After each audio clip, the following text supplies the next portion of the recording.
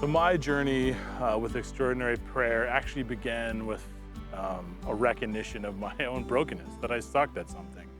A couple of years ago, or maybe almost 3 or 4 years ago now, I came to this realization that I didn't pray a lot. Like, it just wasn't a regular part of my life. And I understood in my head that we needed to pray, that God loved it when we prayed. I understood that prayer was important and powerful.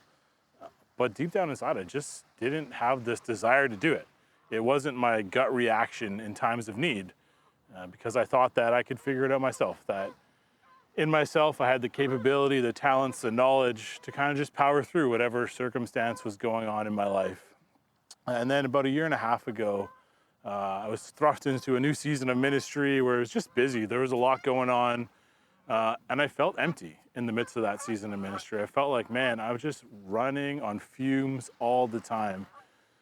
And Jesus had already been doing this work of reminding me of the value of prayer, of calling me to prayer, but I just couldn't get there as a habit. But then the season of ministry started. That was challenging. And so I decided in the midst of that, that I was going to take a day a week to go prayer walk, come down to the beach and hang out, spend some time with Jesus, and get to know him better, confess my need for him, be filled by him. And so that started a journey of valuing and carving out that time, of adding one extra prayer thing to my life. And so it started with walking this beach back and forth, spending time in worship and confession, and just like this proclamation of, man, Jesus, I need you to show up. Otherwise, I can't do this. I can't be a father and be an elder and be a servant and just be on your mission if I'm running on fumes. So that summer was great. By the time I got to the end of it, I'd come to really value my time prayer walking and spending time with Jesus. And I wanted to do more. So I continued that habit. Throughout the summer, as the rain came, I'd be down here in my rain jacket, just loving my time with Jesus despite the summer weather being gone. And then Jesus said to me, man, Matt, if you love it so much, why don't you do it more? Why don't you add one more to what you're already doing? So I decided, okay, well, let's do it 2 days a week. Let's come down here and spend that time with Jesus. If it had been so fruitful in that small form, let's make it even bigger.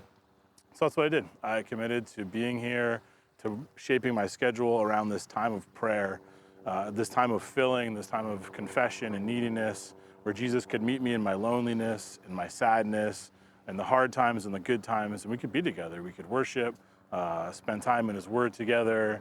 And it's been a really rich, amazing time where my emptiness had been filled. So when I'm serving at a ministry, I do it out of the overflow of my heart instead of the dregs of my heart. And I want to continue that. I want to keep doing that for a long time, because as I've done that more and more, it's produced this recognition, this humility of me, of my own brokenness, of my own neediness, that I actually don't have a lot to bring to the table, and Jesus does. He has everything we need, everything that I need. When I'm feeling lonely, I can come to him. When I'm feeling broken for our city, I can come to him. When there's sadness and hurt in my life, I can come to him. And my heart, as I've walked this beach hour upon hour with Jesus beside me, has slowly started to become more like his heart, to care about restoring what is broken, bringing healing into the hearts of those that I live and love and serve with. I look out at the city and think, man, there's a lot of people out there that live in darkness, that live in brokenness, that are hurting and sad and lonely.